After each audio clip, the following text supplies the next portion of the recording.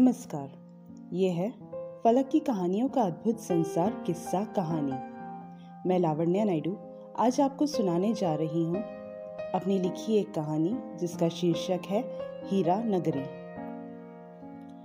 नागपुर सरकारी medical college से nursing की ट्रेनिंग पूरी कर सौमिता ने कई जगह नौकरी की। भिलाई, मुंबई जैसे बड़े बड़े शहरों में बड़ी आसानी से उसे नियुक्ति मिल जाती, पर परिवार के कहने पर वापस नागपुर में ही नौकरी ढूंढने लगी। समाचार पत्र में अपने योग्य नौकरी देख पहुंच गई सौमिता हेड ऑफिस। जैसे कि सौमिता की किस्मत रही, यहाँ भी उसके अनुभव को देख अस्पताल में नौकरी मिल गई, जहाँ के कर्मचारियों के लिए मकान, बिजली, पानी सब मुफ्त। लेकिन मुफ्त की सुविधा अपना कीमत लेना जानती है। अस्पताल था नागपुर से लगभग 30 किलोमीटर दूर। सौमिता को उस जगह के बारे में बिल्कुल जानकारी नहीं थी। किसी पहचान वाले से थोड़ी बहुत जानकारी लेकर सौमिता ज्वाइन करके निकल पड़ी अकेली। जब बड़े बड़े शहर देख आई तो ये कौन सी बड़ी बात थी उसके लिए। नागपुर से सावनेर की ओर जाती बस में उसे चढ़ना है और वलनी फाटक मतलब गेट के पास उतरना पड़ेगा, ये बता दिया गया था। जैसे कि बताया गया, सौमिता वलनी फाटक स्टॉप पर उतर गई। वहां इक्का दुक्का ऑटो वाले खड़े थे, कुछ सवारियां भी थी। सौमिता ने वहां खड़े लोगों से पूछा, ताई मुझे वलनी जाना है, कैसे जा सकती हूँ? वहां खड़ी महिला जो अधेड़ उम्र की थी, लुगड़ा पहने थी। लुगड़ा मतलब महाराष्ट्रन पोशाक, बड़ी लाल बिंदी लगाई। उन्होंने सौमिता को ऊपर से नीचे देखा। ये दुबली पतली सी जॉर्जेट की खूबसूरत साड़ी, कांधे पर टंगा पर्स, हाथ में घड़ी पहने ये लड़की है कौन? कभी गांव में तो इसे देखा नहीं।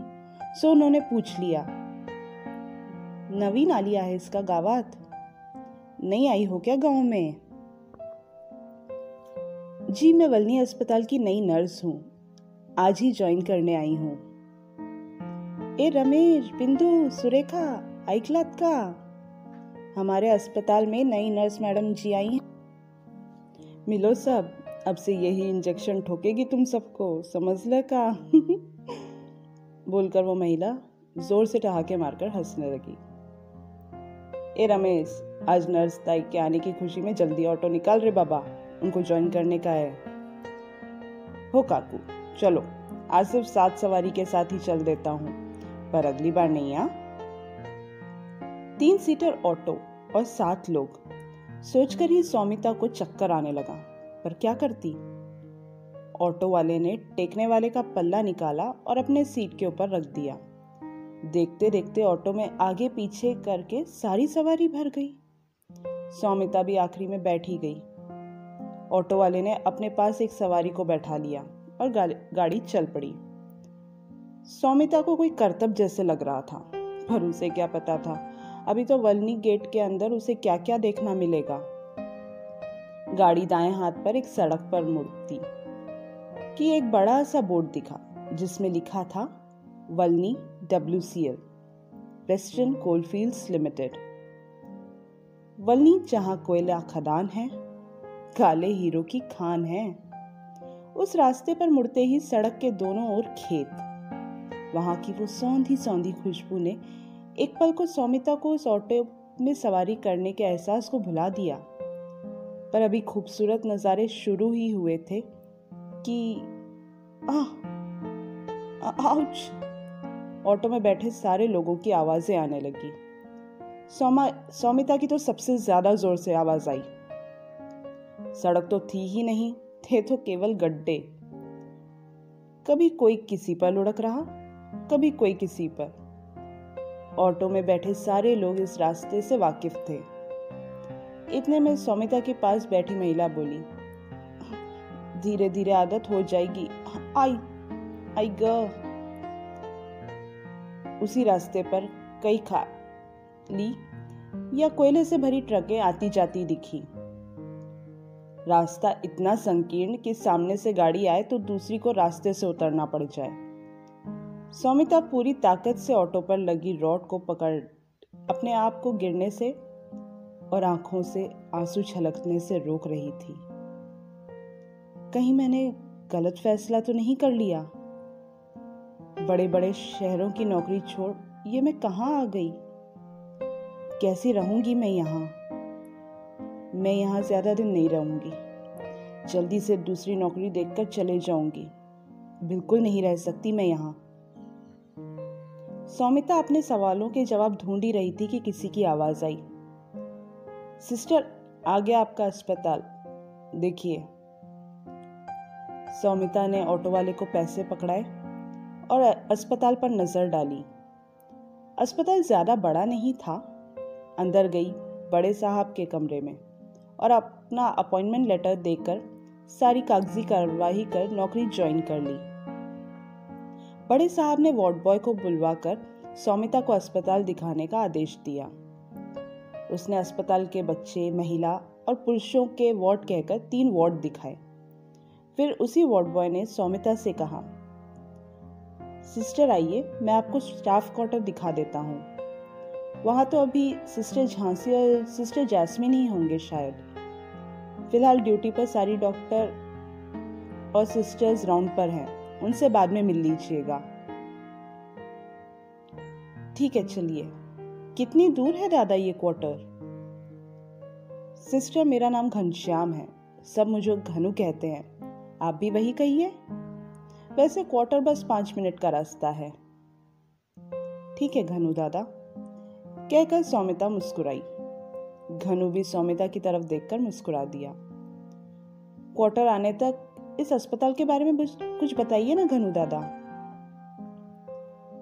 सिस्टर, इसे कहते तो वलनी अस्पताल है, पर यहाँ आसपास जितनी भी खदानें हैं वहाँ के सारे कर्मचारियों और उनके परिवार वालों के लिए ये मुख्य अस्पताल है, क्योंकि यहाँ बड़े बड़े डॉक्टर साहब हैं ना।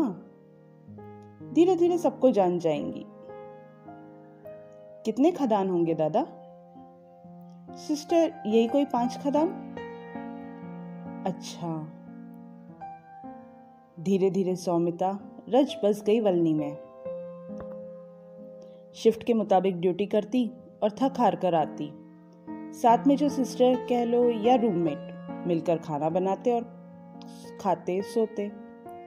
मनोरंजन का कोई साधन नहीं था, पर वलनी में बड़े मैदान में सार्वजनिक गणपति जी और शारदा देवी बैठाते, तब वहां 9-10 दिन बड़े पर्दे पर फिल्में दिखाई जाती। मेले जैसा नजारा होता था। जरूरी चीजों के लिए 1-2 दुकानें भी थी और मंगलवार का बाजार खास हुआ करता था, क्योंकि उस दिन गांव के किसान ताजी सब्जियां बेचने आते थे। शुरू में शनिवार की शाम होते ही सौमिता नागपुर भाग जाती अपने परिवार के पास, लेकिन सौमिता की काबिलियत देख उसे ऑपरेशन थिएटर इंचार्ज बना दिया गया। रात बेरात खदान में कोई दुर्घटना होती ही एम्बुलेंस पहुंच जाती सौमिता को लेने। इसलिए अब सौमिता को शहर आना जाना न के बराबर हो गया था। कुछ ही समय में नए क्वार्टर बने। पूरे स्टाफ को अलग अलग क्वार्टर अलॉट किए गए, तो सौमिता के परिवार वाले ही कुछ समय के लिए उसके पास आकर रहकर जाते। क्वार्टर से कुछ ही दूर में बिजली से चलने वाली ट्रॉली दिख जाती थी, जिसमें कोयला खदान से निकलकर दूसरी जगह भेजा जाता था। छोटी छोटी ट्रॉली को आता जाता देखना भी कभी कभी बहुत सुकून देता था सौमिता को। क्वार्टर से सड़क की दूसरी ओर हरे भरे खेत दिखते थे। सूर्यास्त के समय का वो मनोरम दृश्य देखते ही बनता था, जैसे सूर्य फसलों को गले लगाने के लिए उसमें ही समा जा रहा हो। पर देखा जाए तो सड़क के दोनों तरफ 2 बिल्कुल विपरीत नजारे। एक तरफ कोई काला सोना निकाल रहा था, तो दूसरी ओर कोई कनक की खेती कर रहा था। कई बार जब खदान में अंडरग्राउंड ब्लास्ट किया जाता, तो उसकी आवाज से ऊपर रहने वालों की धड़कनें रुक जाती। आधी आधी रात को वह आवाज गहरी नींद से उठाकर बिठाने के लिए काफी थी। पर धीरे धीरे सब आदी हो गए उन सड़कों के, उन आवाजों के और हर वक्त दौड़ती ट्रकों के। सौमिता को भी परिवार से दूर एक नहीं कई परिवार मिल गए, जहां हर धर्म और जाति के लोग हर सुख दुख में साथ रहते थे। कुछ सालों में सभी का परिवार भी बस गया। मंदिर, स्कूल सब बन गए। अस्पताल में भी सौमिता ने कई तरह के मरीजें देखे। हर किसी का इलाज करने की हर संभव कोशिश होती। कभी कोई मरीज नहीं बच पाता तो कर्मचारी यूनियन का आंदोलन भी देखा। अपना आखिरी समय सौमिता की मां ने अपनी बेटी के साथ ही गुजारा। उनका इलाज भी वल्ली अस्पताल में ही चल रहा था। एक मूसलाधार बारिश की शाम सौमिता की मां की तबीयत बिगड़ने लगी। सौमिता के रोने की आवाज सुन आस पड़ोस के सारे लोग जैसे जिस हाल में थे भागकर आ गए और कुछ महिलाएं नाइटी पहने ही अस्पताल की तरफ भाग पड़ी, एम्बुलेंस और ऑक्सीजन सिलेंडर लेने। पर इसका कोई फायदा नहीं हुआ। सौमिता की मां सबको छोड़कर जा चुकी थी। शहर से सारे सगे संबंधी आने तक पड़ोसियों ने ही सौमिता को संभाला और आगे के इंतजाम किए। ऐसे कई वाकये इस वल्ली में हुए जहां लोग आधी रात को भी एक दूसरे के लिए खड़े दिखे। हर त्योहार साथ में मनाए गए। अब 35 साल बाद कुछ दिनों में सौमिता की रिटायरमेंट पार्टी है। सौमिता मेट्रन के पोस्ट में रहकर रिटायर होने वाली है। कई लोग मौजूद होंगे पार्टी में। कई खट्टी मीठी यादें ताज़ा होंगी। 35 साल के इस सफ़र में कई लोग जुड़े। कई बीच में ही अपना सफ़र खत्म कर नए सफ़र पर चढ़ पड़े और अब उस नए सफ़र पर चलने की बारी सौमिता की है। मन में कई सवाल फिर उठ रहे हैं। कैसे रहूंगी मैं इस वल्ली और यहाँ के लोगों के बिना? ये क्वार्टर कब घर बन गया पता ही नहीं चला और अब इसे भी छोड़ना होगा। जब रहते थे तब कितनी शिकायतें थी इन रास्तों से, बिजली के कभी भी घंटों तक न रहने से, इन ट्रकों की शोर से और न जाने क्या क्या। पर अब जैसे ये वल्ली ही मुझ में बस गई है। कैसे निकालूं इसे? नहीं निकालना इस वल्ली को।